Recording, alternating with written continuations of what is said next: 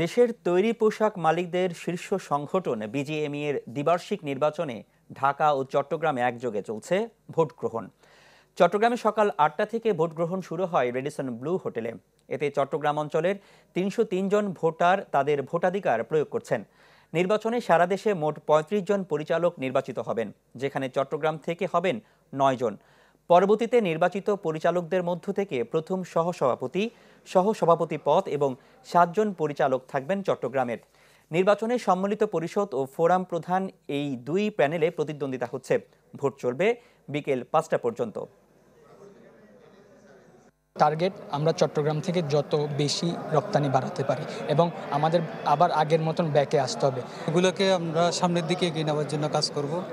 বিশেষ করে ক্ষুদ্র শিল্প, মাঝারি শিল্প এবং এসএমইকে নিয়ে আমরা কাজ করতে চাই।